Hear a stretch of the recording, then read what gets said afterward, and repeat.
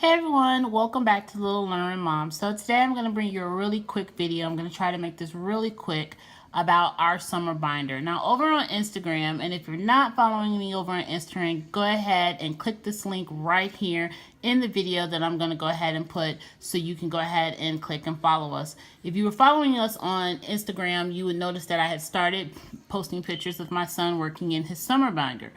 And I got a lot of questions from moms about what was in his summer binder. And I did a quick live over on Instagram, I believe it was last week, about what was in it. And I promised to do a more detailed walkthrough of the binder over here on my YouTube channel. So if you haven't subscribed, go ahead and hit that subscribe button. So let me go ahead and jump right into this summer binder. So a summer binder for us is basically to help prevent that summer slide. And for children who go to traditional schools, this is pretty much ideal for them if they're they're not going to be in any kind of enrichment summer camp, or if they're going to be spending a lot of time at home, and parents just want to make sure that they're keeping on top of some of those skills that they learned from the previous school year, so it's not such a big shock and struggle when they go back to school. Now, because we do homeschool here in our home year round, our summer binder is a reflection of what he has learned for the entire school year, which would be first grade for him, and it's also a small introductory to his second grade curriculum. So let me go ahead and walk through this binder so you can go ahead and check it out. And so, of course, every year I put a cover, or I design a cover for my son's binder, just to make it a little bit more fun and just to kind of let him know that we're transitioning into a new stage of our homeschooling learning. So I'm going to go ahead and open this up. Now, keep in mind that the summer binder is supposed to be something that your kids do for like an hour to an hour and a half. We tend to sometimes work in our binders for at least 2 hours, because we also go over little things like geography, because we're traveling this summer, and we also go over some STEM type of activities. And I'm going to show you the new Tinker Active science book that I posted over on my Instagram that I absolutely am loving. And I had a lot of moms ask me to do a walkthrough of that book as well. So in the front of his binder is always his hands-on activities, and these hands-on activities, this set right here, comes from the Moffat Girls second grade Math Made Fun and Easy. And so he'll be going through these and this week. So these are front and back, they've been laminated, and so he can choose which one he wants to go through. Ideally, I would like for him to start with the very first one and then just work his way through all 3 of them. But if I know him, he's just going to pick out the ones he wants to do. This will take him maybe 5 minutes tops. This is not something that's going to drag on. And for this week, we're also going to continue working on math fact fluency, and we did that last week in his binder as well. We're going to concentrate on working on money. We're going to be revisiting money. And again, this comes from the Moffat Girls. No, this one does not come from the Moffat Girls. I'm sorry. This one comes from another hands-on math packet that I have, and I think it's Lindsay Costner, but I will link this in the description box. It's a wonderful packet. Everything is hands-on in that packet. So the activity sheets are right here for her hands-on math activities, and as well as the cards that go with this is in here for him to pull out. He can choose any activity out of here that he wants to work on. These type of activities, they may take him about 10 minutes to work on, and some of them I may have to sit down with him and just work with him, which I don't mind. So I put them in a nice little pencil case right here so everything stays together and they're already put together. Now for the Moffat Girls, what I did, instead of having him write the numbers in here, I just went ahead and just grabbed his number tiles from his hundreds boards and I stuck them in here for the very first sheet. Now, if he decides to do the back sheet, then I'm going to have to grab the tiles for that. But I didn't want to put all the tiles in here because I didn't want him to get confused and frustrated. But these tiles in here right now are for the very front sheet for him to work on. And then, because he's going to be doing Beast Academy 2A and his homeschool hybrid, I have started introducing some of his hands-on activities for book 2A in his binder. Now, this is what we do. If he does not want to do this, I'm not pressing him to do this, because Beast Academy is not our spine math curriculum for this year. It's just a curriculum that he's going to be exposed to at his homeschool hybrid this year. And so I wanted to kind of get him a little bit more familiar with some of the things that will be discussed in the very few first 2 chapters, I believe. But he also has access to the Beast Academy online, and he's been working on that, and he's been doing really well with that. So all those activities are in here. I also included in his summer binder his summer bucket list. Now, this bucket list is not just limited to everything he could possibly do, but this was a really good list that had basically almost 90% of the things that him and I had talked about doing. And this came from the Sunny Day family, and I will link this where I got this from in the description box so you can check that out. And then here, and I'm going to be doing a video on this this week, low-cost summer activities. All of these activities you see here are listed in my binder for, not my binder, but in my planner for him to work, that we're going to be going to this coming summer. And so I'll be doing a video about low-cost summer activities that you can find in your area, give you some ideas what you can do if you're not sending your child to summer camp, or if you are sending your child to summer camp, you just want to kind of cut the cost a little bit on some extracurricular activities that you do as a family. Now, Barnes & Nobles has their annual summer reading program. We tend to knock out the Barnes & Nobles reading program early on when they first come out with the sheets, because they only require the students to read 8 books. And as you can see, he's already started working on this list. And so I predict that this list will probably be done by the end of next week. And this will already be done. I put it in a sleeve protector, and what will happen is that once we get the one from our local library, which we'll get on Saturday, we'll go ahead and we'll put that one in here, but I won't make it visible for him until he finishes this one. And then I will keep this list in here and just put the summer list for the summer in here. Now, we do tend to go over the list that they give you, and my library only gives us 1 list per student. So what I do is I have an app called, I think it's called Reading Rewards, that we used last year, where you can just scan whatever book your child reads, and it awards them like points, and it totals up the pages that they read. It's a really cool app, and I will also leave that in the description box. And what I love about this app is that whatever I input into the app, I can go ahead and print it out and just take that list directly to the library. And the library loves the fact that we did that last year, because she said that they had to try to figure out and count up all the different books that kids read and all the different handwriting, and she said it was like really hard. So if your library will accept a digital printed copy of the books that your child read for the reading summer list, I highly recommend the Reading Rewards app to help keep track of their books. Now, my independent work. Now, we're going to talk about my independent work. I write any of his independent work here. And independent work will be something that comes out of the Mad Libs Junior. Now, as you can tell, Mad Libs Junior, this summer one, is not a lot of pages. And so this is not something that we will do every day. This will probably be like week on, week off, or type of situation, but it will not be something that he does every single day, because he really does love Mad Libs. And if I let him, he will probably go through this entire book in 1 week. So if you haven't seen the Mad Libs Juniors, and as you can tell, he's already kind of worked his way through them. They're set up just like the original Mad Libs, but for the juniors, they give the kids the descriptive words for nouns, adjectives, verbs, and miscellaneous, and it gives the kids codes where they need to put them in at. So that is a great way to get some language arts in for your children. You can just pull this out. You don't have to have a binder. You can just give them this, and they can work on their grammar. And I would say this is for kindergarten through 3rd grade, and I think 3rd grade is kind of pushing it, but kindergarten through 3rd grade, I don't know, you probably could use this for 3rd and 4th grade, especially if kids haven't been exposed to a lot of grammar work. So you can use this as your discretion for grade levels. But again, this is not something he does every single day, and when he does do them, because I have to monitor how he does do them, I put little stickies in here. They say, you know, what day of the week for him to do, because if not, he will run through this entire packet. So independent work will get written here, and he'll know automatically what he needs to go and grab.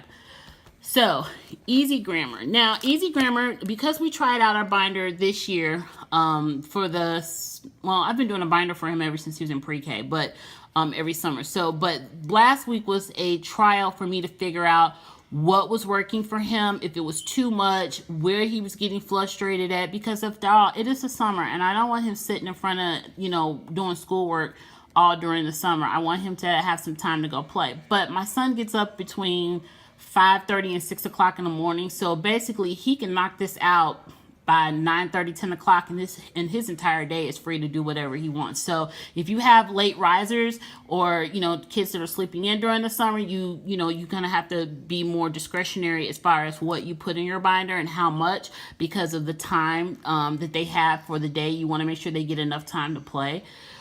So back to this. So the Easy Grammar, this is something that we've been working on for the last, I want to say, several weeks. We did not get our book until, I think I got this book in January. And so I wanted to make sure he finished out his The Good and the Beautiful Level 1. And then I brought this back out for him to work in. So because I felt like, this is pretty easy stuff for him. Like, he can do like one page in less than 5 minutes.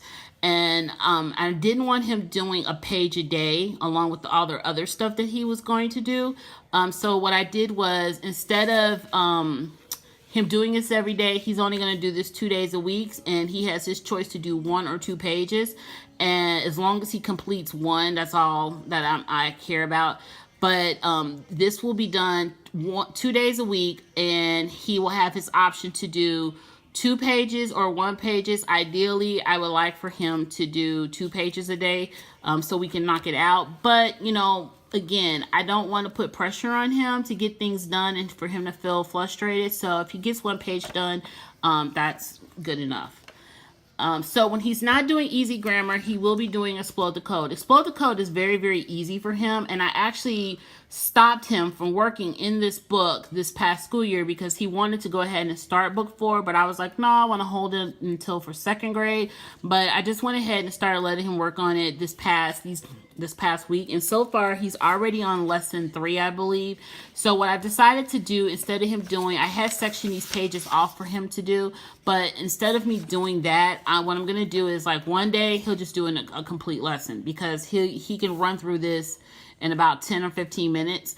And I really am having him work these because we're working more on his handwriting for the summer. Just trying to tighten his handwriting up a little bit more. But this is really easy stuff for him. This is basically just review. And I've got book 5 and book 6 waiting on him for the 2nd grade. So I'm not worried about, him getting through this and not having anything for the fall. So again, this will be 1 lesson a week, and he'll just run through it, and he'll be done with it.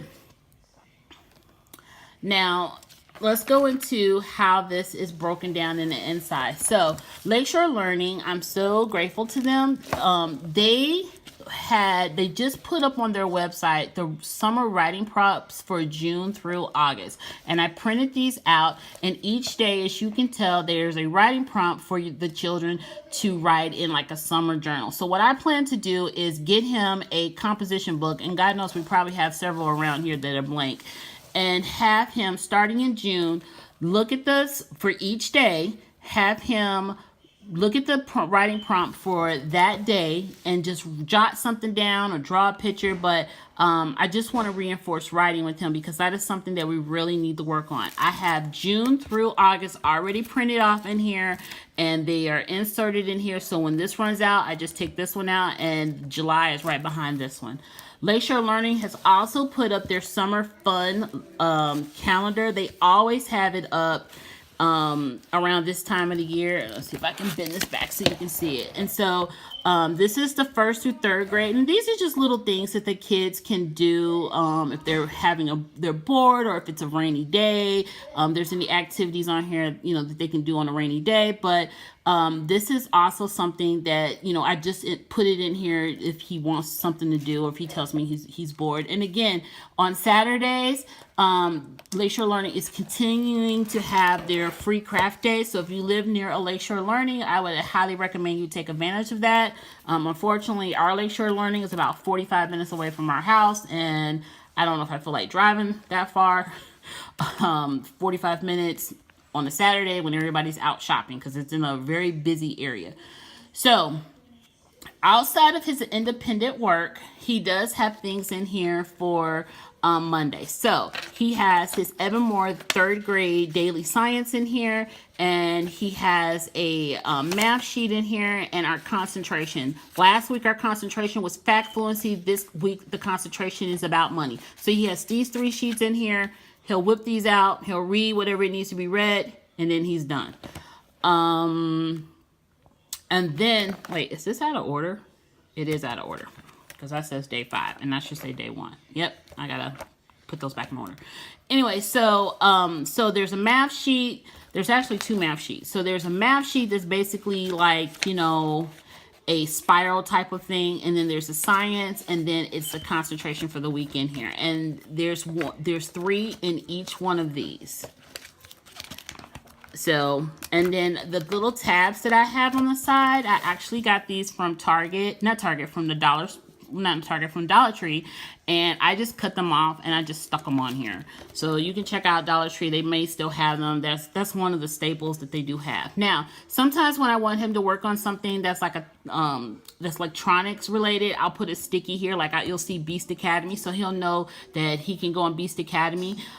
He has the option to work on Beast Academy, Matifica, or Adventure Academy. Now, Adventure Academy, I have to monitor because he will get on. He loves Adventure Academy, but Adventure Academy, he does love to go on all the quests, and he sometimes detours from what, you know, working on some of the educational aspects on it and start doing the quest. But what I have found, what I do is that there's an area in there that you can make favorites. And so what I do is I go into the system, I'll favorite like maybe 6 things, and I'll tell him, hey, you can do whatever you want on Adventure Academy, but I need you to complete at least 3 of your favorites. And which is wonderful about that, it's like once I see that he's completed once, because you can see when the child has actually done it one time, depending on what it is, I will unfavorite it, and I will stick it back in the grand amount, well, the grand total of all the activities that are there, and he will and I'll replace it with another one. So that's how we him and I negotiate Adventure Academy. But we love Adventure Academy. So this is the binder in itself. Your binder can be whatever you want it to be. It does not have to be this in depth, but because we do homeschool year round, like I said, a lot of this stuff in here is his introductory to some of his 2nd grade stuff, and some of it is just basically him making sure those skills from 1st grade are completely, you know, mastered. So the other thing that I've been asked several times is about the Tinker Active science that I posted on my Instagram. Now, I was going to get the math one, but I decided not to get it. But I can tell you, we have not worked in this yet, but I absolutely think this is probably the coolest thing I've ever seen as far as a workbook. The kids get to, like, I'm going to open up. We haven't even started working in it yet. The kids get to study different science related topics. Like the very first one is properties of matter. You can make a whole little fun, hands-on, active, learning from this. And so the kids, they study what it is. And if you're like me, I have plenty of workbooks and things and YouTube videos that cover properties of matter. So whatever is in here, I can always back it up with another supplement to help, make sure that he understands. But we've covered properties of matter several times, so this will be not hard for him. But it has a lot of great, things in here that the kids can do. They have them, ask why, they ask questions. And so once they get through all of this, at the end of the lesson, there is a cool activity for them to do. And it's broken down into, let's start. What are your supplies? Let's tinker. Let's think about it. Let's make it. And let's make it. And then let's engineer. And I think this is a very cool setup for a science workbook. And I'm hoping that they come out with grade 3. We will be using this throughout the entire school year, this upcoming school year. I don't even know if I'm going to even let him jump into this over the summer, because it's a really cool book, and I want him to really enjoy it over the summer, and it will give something for us to do on STEM Fridays, and also to pair with some of the lessons from what he's learning in science. So, but at the end of the book, the kids earn a badge, and the badge is in here. Now, the English version of this book, like the English topics, is coming out in, I think it's in either October or December, and I plan to get that. But the kids can, they can get all three books. There's a math, science, and the English book. And then they just put stickers as they finish projects. And then at the end of whatever book they're working in, they get a cool little patch. So this book is available right now from kindergarten through second grade. And right now, the only thing that they have out is the math, the science, and just the math and the science. They don't have the English out. So as far as summer projects and interest-led, I asked my son what he wanted to do for a summer project that was interest-led. My son loves music, and if you follow us on Instagram, you know that. And you also know that my husband is a music producer. So I found this wonderful printable that from Educations with Apron, and I will link her in the description box. I love everything that she puts out. Had a wonderful creative activity for creating songs. And so him and my husband this summer, they're going to go into the studio. They're going to make their own track, and he's going to write a song, which is something that he is bonkers and super excited about. So this is his summer project. This is something that him and his dad are going to work on the entire summer, and I can't wait to see the finished project. So this is something that he likes, and this is something that he wants to do. This is no pressure. If they don't get it done over the summer, it could be his year project of hands-on interest-led activities for him to do. But for right now, he's looking at this as being his thing for the summer. Now, because we are traveling this summer and we're going to be going to Texas, I decided to get the Confessions of a Homeschooler's Road Trip Geography Curriculum, and I will link this in the description box. And so what I did was, we're going to be studying Texas. We already started studying Texas before we ended our official school year.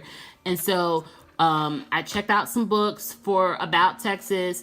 We're going to be reading about Texas, doing all kinds of hands-on activities about Texas, up until we go on vacation. And so that is our geography for the summer. So, and we're also going to do, we're doing Texas and we're doing Arkansas, because those are the two states that we will be traveling, and we're going to be doing Louisiana, because those are the three states that we're going to be traveling through. So I thought it would be fun for us to learn about the states that we're going to be traveling through as we for our geography for the summer. But again, this is no pressure. This is probably going to be something that we pull out maybe once a week. We're also going to be talking about Juneteenth. He already knows about Juneteenth, but because Juneteenth is something that is highly celebrated in Texas, I thought it would be great to go ahead and pair this book with our study about Texas. But we have a couple other books from the library about Juneteenth. We're also going to be learning about the Buffalo Soldiers. We're going to be learning about a lot of different historical African-American related facts related to Texas, as well as already facts to learn about Texas alongside us studying about Texas. But Texas is really our geography study for the summer, because that is where we're going for holiday. Now, for poetry, we're still working on poetry. I always, my son does not like poetry. He did not like it. But now, because I did some research and I kind of went with his lead, he listens to, I think it's called hip hop poetry. He listens to that at least 3 or 4 times a week. I think he has memorized about 50% of the poems in that book. But he's also continuing to read through this one. There's 3 poems in here that he loves to reread every time he pulls this out. It's the one about "Are You There Yet?" and there's another one. And so this is what I did on my summer vacation. And you may have seen this in my previous video. I talked about these poetry books, but he absolutely loves this book. And I went ahead and rechecked it out. And I'm actually just going to go ahead and buy this and buy the entire series to put it on our shelf, because he really does love this series of poetry. So he's been reading out of here, when he starts doing his work. Like, he'll just pick this up on his own and read it. Right now, what he's reading for this week, he's reading Desmond Cole Ghost Patrol. Now, this book is a little bit below his reading level, but it's a fun read for him.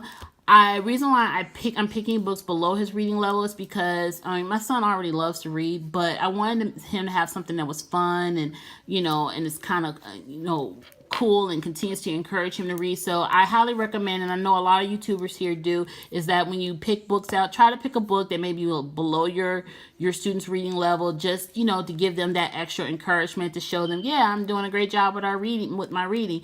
My son is reading the he's not reading 91's Story Tree House. He's reading 104 Story Tree House. He just recently finished 91, and I think he's in chapter 7 in 104 stories. Like, he read 5 chapters in the last 2 days. Yeah, last 2 days he read 5 chapters. So no, in the last 1 day, I don't know. But so this is the one that he's reading during the day. This is his 20 minutes of reading. He does this. His 104 Treehouse book, he does that at random when he wants to. Summer rules. So we have summer rules in our house, and they're basically no different than the rules during the school year, but they're a little bit different. As you can tell, make your bed, get dressed, eat breakfast, brush teeth, do your chores, do your summer binder, 20 minutes of reading, 30 minutes outside, which, to be honest with you, we've been at the pool for the last couple, week. Well, we took some time off, but we've been at the pool. We were there yesterday, and so 30 minutes of outside, no, scratch that. It's turning into like 2-3 hours of outside, which is okay. Practice his piano and his trombone, and do something creative. So he can draw, he can do whatever he wants. He can build some Legos, but he just has to be creative. When he's all done with this, he can play with his tablet, he can do computer time, watch TV, do his hip hop thing. He loves to check out his hip hop books and read those. And but I always let him know, you need to do your everything on your list before you get the hip hop books, because he will basically live on them hip hop books all day long if I let him to. Now, if you don't want to do a summer binder, you can always pick up a summer book. This book we had last year, and surprisingly, he finished it about 2 weeks ago. When we were just kind of like done with curriculum stuff, I just handed it to him. But you can always pick up something like this, a summer brain quest book. There is Carson DeLoso has summer bridge books. I mean, there's all kinds of books that you can get. Get some of those leftover workbooks that you didn't finish over the summer, and you can get those out, and you can go through those, as well as you can get workbooks from the Dollar Tree. But anything that's basically something that will help reinforce those skills for the summer slide, you can go ahead and get those out. But this is the Summer Brain Quest book. I kind of like the Brain Quest books because they're divided into subjects. And a lot of the handwriting I didn't make him do in here because he gets frustrated when there's too much handwriting.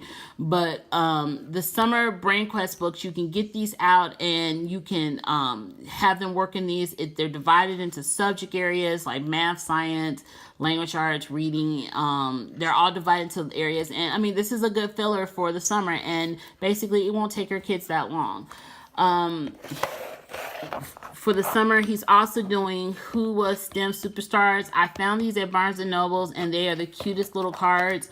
And they kind of match up with the Who Was and What Was and Where Is books. But these are the superstars of STEM. So I'm guessing that they're going to come out with more of these cards. But I just so happened stumbled across these when I was in their store. So here is Albert Einstein. Here's some cool facts about Albert Einstein. I think there were some activities. Is there some activities on here? No. Yeah, there are. There are activities on here. So this is another thing that you can pull out for your kids. And you can pull out the activities. And if it's something fun for them to do, there you go. You got some STEM. So I'm going to do a video about the fun, hands-on things that we're doing for the summer. Like, I've got all kinds of science kits that we're going to be doing. I've got a lot of science books with all kinds of experiments. I've got cooking books that we're going to be doing this summer. I mean, I've got a lot of stuff for us to do over the summer, besides veg out in front of the TV and tablets. So This is what a little bit of what we're doing for the summer as far as our summer binder, our summer learning. And again, like I said, this is probably like an hour to an hour and a half, maybe 2 at the most if we really kind of jump into our geography study or start doing some kind of STEM experiment. But that is what we're working on. It works well for us because we are year-round homeschoolers. I hope that this video inspired some of you to build a summer binder or just do some kind of summer learning with your student. I mean, you can do it for 15, 20 minutes or however you want to do it. But this is just kind of how our homeschool for the summer is going. So until the next video, I'll talk to you later. Bye.